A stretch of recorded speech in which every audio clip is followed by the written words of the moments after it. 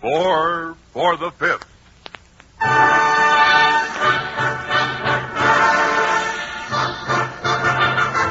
Four radio programs for the Fifth War Loan, produced by Arch Oboler and William N. Robeson for the United States Treasury.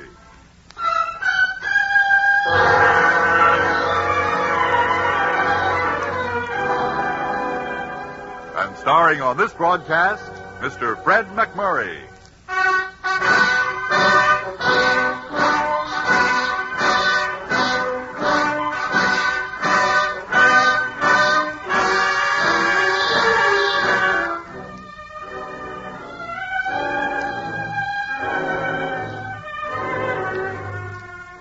This is a war not only of men and machines, but of ideas.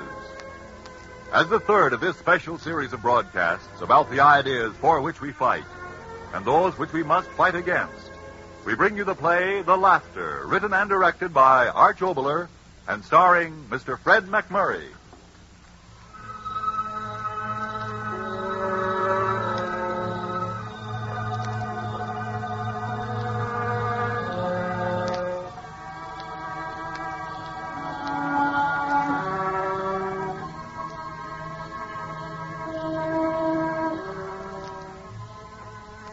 Mr. President, my name is Don Williams, Staff Sergeant Don Williams. And I want to tell you what happened to me when I was home on leave. Home because I got a little bunged up on that beachhead. I know, so many things are happening, big important things, but I think you should know about this. This happened to me in the last few days. Maybe it's important, too. Maybe it's happened to other people and they couldn't understand it. And maybe hearing about this, they'll understand what happened to them. It started just after dinner a couple of days ago. It was one of Ma's better dinners when she puts her whole heart kind of in it because it's a special occasion. Well, it was special, very. You see, Jean, she's my friend, was getting inducted into the wax in the morning, and this was Ma and me and the rest of the family giving her kind of a send-off.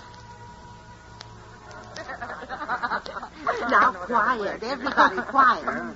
You listen to me, Jean. Yeah? When they put you on the kitchen police, you tell them for me that I said you weren't to wipe any dishes. Or inside of a week, the Army won't have a dish or a plate or a cup to its name. Oh, Mom!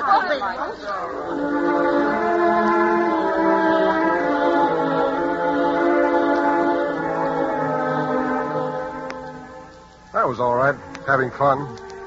Jean could take anything that Ma or my 4F brother Mike or my sister Laura could dish out to her. And the laughing kind of made us forget that she was going away in the morning. And that soon I'd be gone again. But what happened next wasn't so funny. It started out all right, just my brother Mike playing the horses again, in a way. Now, wait a minute. I'm telling you, it was all over the plant yesterday. The big shot gamblers offering 1 to 5 that it's curtains for those Nazis in 60 days. Well, You hear that, Don? You won't even have time to knit Jean that sweater. Yeah? Pretty good news, huh? Sure is. Yes, but, Mike, how in the world did they know that's true? Ma, don't you read the papers or listen to the radio? Look how the invasion went. Well, they took 3 more objectives.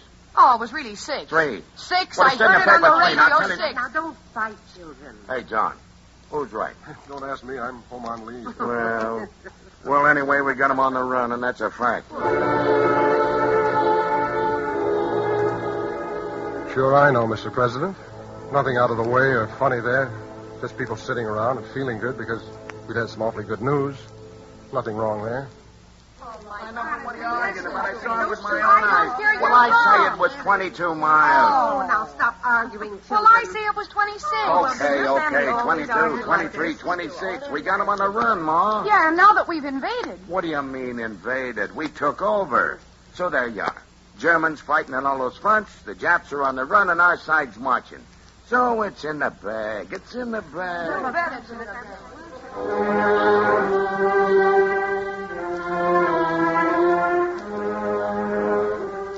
Mr. President, my brother said it's in the bag. It's in the bag. And all at once, something funny in my ears. I didn't know what, just a funny sound. Yeah, but I figured I'd get in there and Don, what is it? What's the matter, dear? Jean. Jean, do you hear anything funny? Of course. You do? Yeah, your brother Mike. Listen to So him. I says to the guy, I says, okay. Okay, I'll take $10 of that bet on credit. Now, Mike, you're fooling. You didn't bet any money. But I told you, Ma, on credit. That ain't money. On credit, you know. Try and collect. But that funny sound I just heard, it was still in my ears. I could still hear it. I looked around the room. Ma was talking, and then, as usual, Mike talking. My sister Laura, Jean. But that sound I was hearing wasn't any of them. I thought, well, it's something from outside, something from out in the street. It does make a difference. Listen, everybody. War or no war, I'm going to bed. Oh, so early? Well, what's the matter, Ma? No matter at all. I'm tired.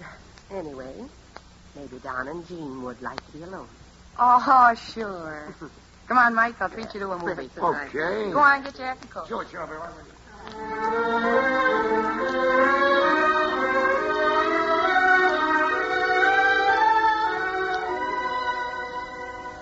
They went away, and I was alone with Jean. I didn't think about anything then but Jean. But the next morning at the train... Hey, there. There she is in the last car. Yeah, it's her, all right. Jean. Hello, Jean. Jean? Hey, here's Don and me. Jean. Goodbye, baby. Goodbye, Jean. Goodbye, honey. Hey, write to us often, will you? We'll want to know all about it. Get something to eat on the train, Jean. Goodbye, baby. Oh, gee whiz. Well, that's that. I gotta get to work. Don, I said I gotta get to work. Okay. Oh, come on, Don. She'll be back soon. Yeah. Yeah, but I won't be here. Don, for Pete's sake, what's the matter with you? Don't you know the war's going to be over inside of 2 months?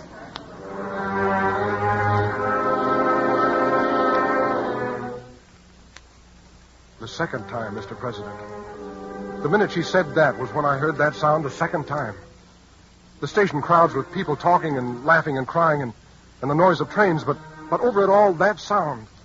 Just a little sound, yet so clear. And it was the same sound I'd heard the night before in our living room. Don, what's the matter with you? What are you listening to? I don't know, Laura. What do you mean you don't know? All at once your eyes pop and your mouth hangs open? What gives? I don't know. I really don't know.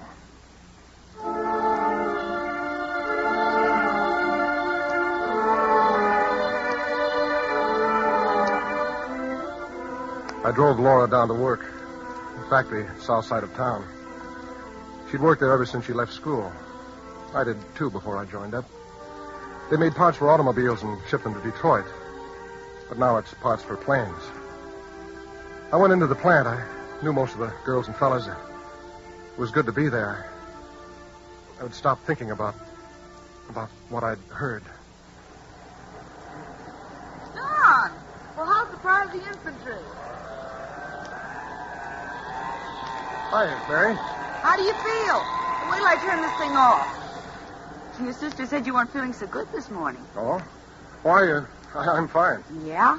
How about a date now that Jean's gone? Well, I Oh, come on. What's wrong with me? Nothing. I'm only kidding. You know, you shouldn't feel so bad about Jean. Why do you say that? Well, my dad says now that getting all those island bases, they'll bomb Japan out of the war inside of 2 months. And then Hitler will be on the run. Well, you know my brother Dan. Dad talked him into cashing in his war bonds and investing the cash in... Oh, what's the matter? Did I say something wrong? Again. That sound again. Only louder this time. Scaring me. I couldn't take it. I left the place. My head. Was something wrong with my head? Well, now, really, Don, I don't find a thing constitutionally wrong with you. You've recovered completely from your injury. Eyes perfect, hearing perfect. As to those sounds you hear, presumably they're head noises. Since I find no physical defects, it follows that it's purely mental. due to perhaps emotional trauma from battle fatigue. Yes, some sort of emotional trauma.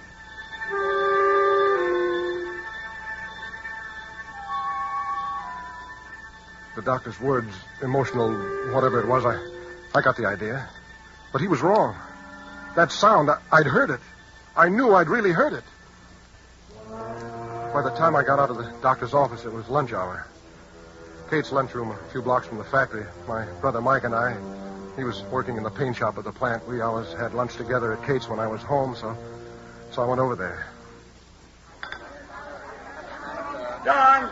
Hey, Don, back here! Hey, where you been? Oh, I got tied up. Well, sit down. All right, for a minute. What do you mean, for a minute? Hey, Kate, what's for dessert? Lemon cream pie, bread pudding, and ice cream. Well, give me a hunk of pie. Make it big enough so that I can see it, will you? One pie coming up. Okay. What'll you have, Don? I'll sing it out or you'll never get waited on. I don't want anything, Mike. You don't... What? I don't feel it. I think I'm going to go home. Sure. I know how it is. Jean going away and all that, but why go home? What? I'm taking the afternoon off, too. I tell you what I'll do. Seeing as you're down in the dumps, I'll treat you to a show. Oh, no, Mike, I couldn't. Come on. It's on me. Do you good.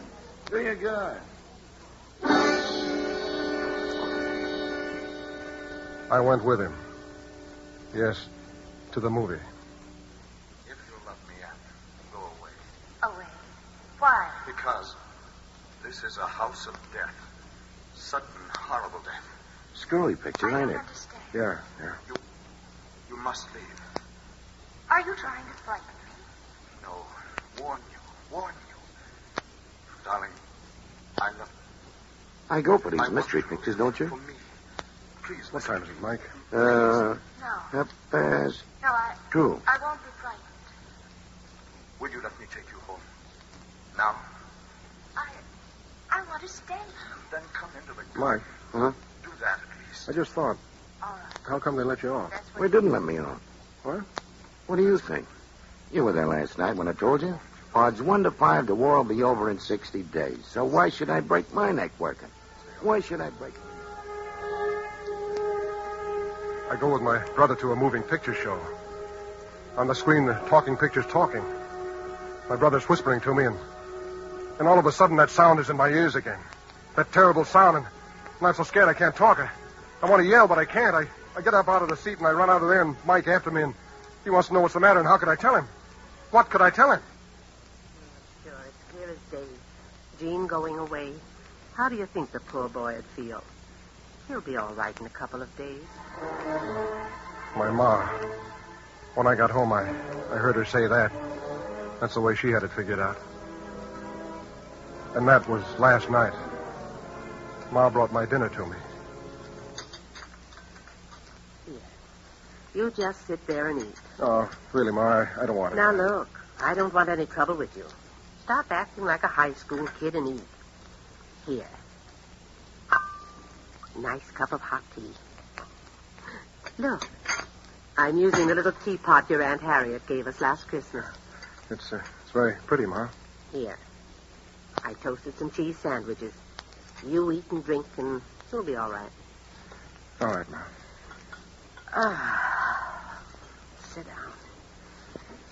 Sure had a day. I wish they weren't coming over. Over? Yes, didn't I tell you? Mr. and Mrs. Mayhem. I met her at the grocer's this morning, and so they're coming over after dinner. Gin rummy. You know how crazy he is about gin rummy. And you finish eating and rest a little bit, and when they come over, you come down and play some cards with us, Don. Do you good. You'll feel better.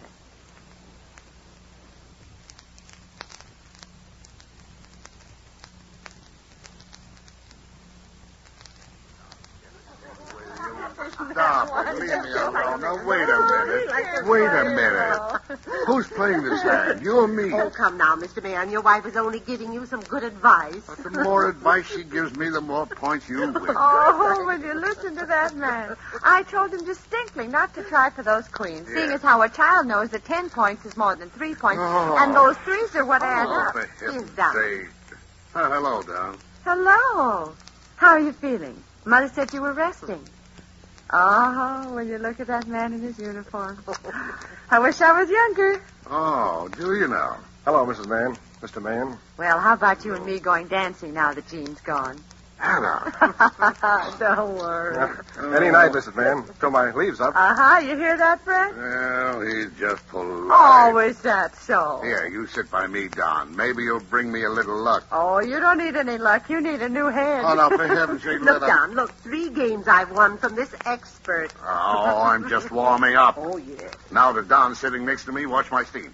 Come on, deal the cards. I sat there. Mr. and Mrs. Mann, knowing them ever since I was just a little kid. It was good to be among people that you knew, safe and sure. The strange sounds I'd been hearing, now it was good to be with them. The way I said, safe and sure. And then my brother Mike came home. How do you feel tonight, Don? Okay. How do you like this guy? I treat him to a movie and he runs out of me. Now, leave him alone, Mike. Oh, I'm only kidding. Hey, how about dealing me in? Oh, no. Oh, no. I've got to have revenge on your mother yet before this evening's over. And this time, I'm dealing first. Go ahead. Well, at least I'll kibitz. No. Look, Mike. Now, why don't you get another deck of cards and play with my wife like a good boy? Oh, no. We'd rather sit here and watch the expert, wouldn't we, Michael? Sure. That's enough chuckling. Deal him up. Sure, don't rub the spots off of them. Hey, feel okay, huh, Don? Yeah. Oh, Lord. Oh, look. What a hand. Well, you can take the first one, Mrs. Clark. I don't want it. I do. Well, Michael, what do you think of the war news? I like it fine. Won't be long now. Michael says it'll be over in 60 days. Oh, not that soon. No? I should say in 90. 90? How do you figure that? Well, the Japs will take a little longer, but the European thing will be over by then. Oh, no, not Johnny. They began talking about the war again. And suddenly I was afraid. Because suddenly I remembered that it was only when I'd been listening to people talk about the war like that I heard that sound. And now they were talking about those things, and I waited for it. But it didn't happen. I know, but I don't care what Oh, you say. no, you you can make it- disagree with me if you want to.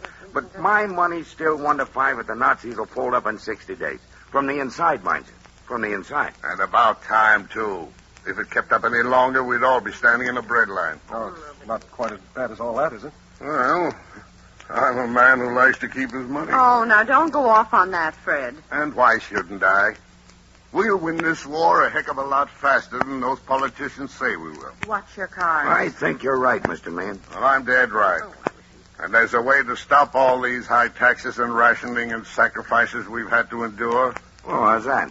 by giving up the idea that we've got to march right across the whole of Germany. Yes, sir. There's one certain way to end the war mighty quick. And that is to talk to the businessmen of Germany. Not to Hitler, but to the businessmen. Hey, that's an idea. Oh, don't encourage him. He'll talk all night. Don, what is it? Not feeling well again? I'm all right.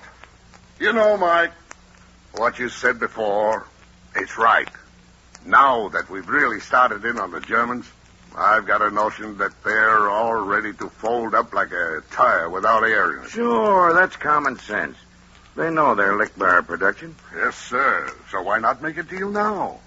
Say to the businessmen, let's make a deal, let's call it off before your whole investment's shot to pieces. But isn't that just what the German General Staff wants? So what? 50-50. Take and give. Get the boys home before Christmas. I don't know much about these things, but like they say, wouldn't that mean another war in 20 years? Rumors. Propaganda. I say throw Hitler out. Give the good Germans a chance. But who's got the right to judge the good Germans? You? I? Well, How about the millions who suffered twice in a couple of generations at the hands of the Germans? How about the Czechs, the Russians, the Poles, and the French? And our own dead soldiers who fought to win a final victory, not a patched-up compromise. Hey, will you listen to that guy talk? Well, Don, you're in uniform, and I'm not. Too old, of course. But that very fact means that I've lived longer than you have. I've studied these things out. Common sense. I say make a deal. Why keep on spending millions and billions when the Germans know they're licked right now? Yeah, the way them flying fortresses are bombing the German factories, I hear we're outproducing them already 4-1. Yeah. They can't get the Czechs or the Belgians or anyone else to work for them. And if they do work, they ruin more than they make. But it did happen. Then, just then, that sound in my head, and it was louder and louder, and I couldn't tell what. Then suddenly I did. I knew what it was. Laughter. Terrible laughter. I covered my ears, but it wasn't in my head. It was in the room, filling the room. Louder and louder, and they, my brother and my mother and those people, they weren't hearing it. They just kept on talking. Louder and louder. Terrible laughter. I couldn't stand it. I cried out. No! Don. What is it? What, Don? What's the matter? Cried out, Don. Why? Why? Why did you cry out? What was it, Don? Tell us.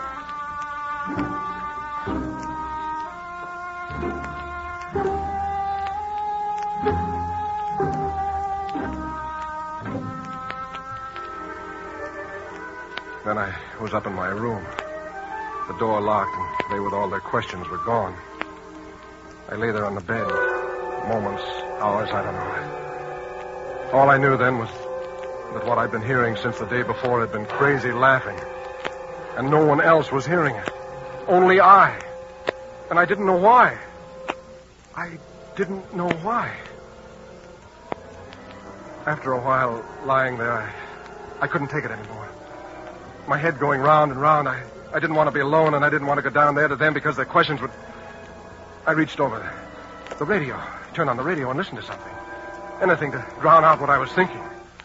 Yes, ladies and gentlemen, for weeks I have spoken to you as one of that peculiar, omnipotent breed of people known as a radio commentator.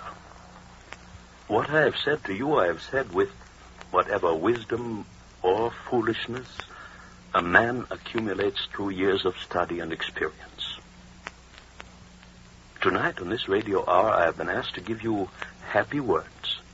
Say something to you that would uplift your spirits, strengthen your morale. I cannot do so. I speak to you only in anger. This may be the last time I will be able to speak to you, but it must be in anger. Long before this conflict, I came to this country as a visitor. I chose to become a citizen. For I looked about me and I thought to myself that a people who could have such a great unity of purpose and build such a wonder out of a wilderness, this was a people without the terrible cancer of old world futility within them. This was a people with the strength within them to face the facts at any time of a changing world and find their fulfillment no matter what the cost. But tonight I am an angry, disillusioned man. For today, walking among some of you and listening to you, I have heard strange laughter.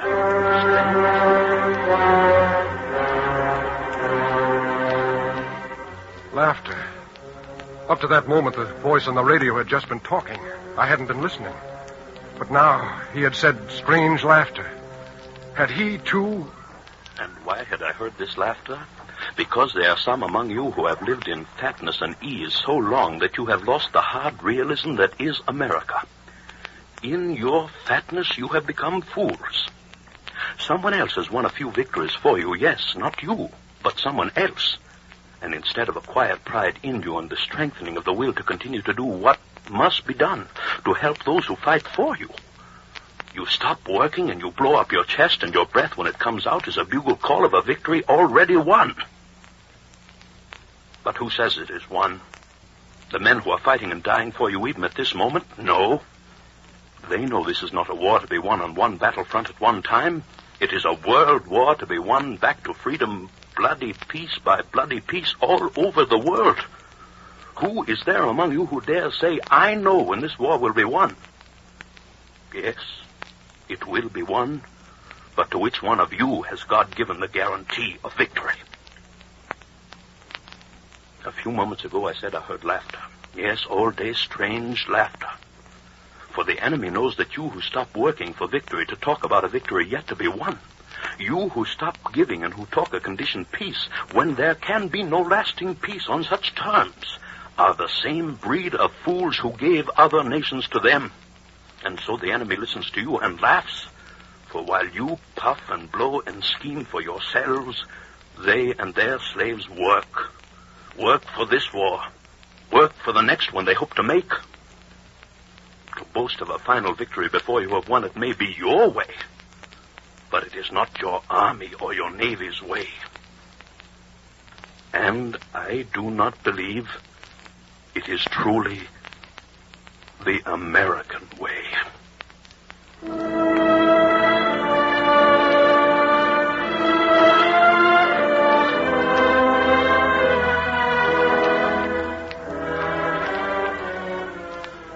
And then he stopped talking, Mr. President. And I turned off the radio, and I lay there in the dark. And I wasn't mixed up anymore. I knew why I'd heard laughing while they had talked. My brother and my sister and my friends. But knowing, understanding, didn't make it any less frightening. For it's a terrible thing, isn't it? To sit in your own home, at your own table, among your own family and friends, and hear Hitler laughing.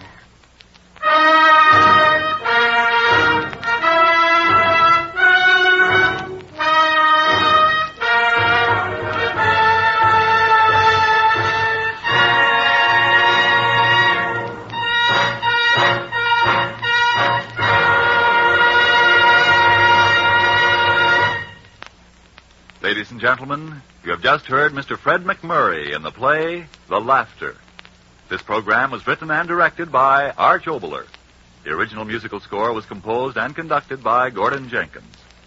Included in the cast with Mr. McMurray were Bea Benaderet, Gloria Blondell, Ken Christie, Verna Felton, Norma Field, Frank Graham, Joseph Granby, Catherine Lewis, Mercedes McCambridge, Lou Merrill, and Frank Martin.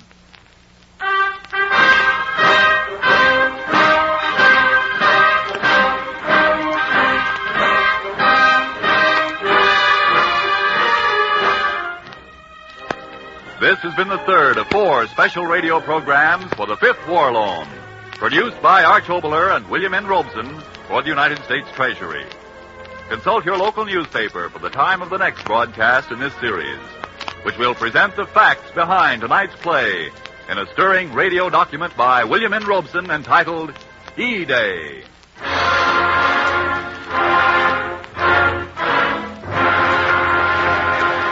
Back the attack by more than before.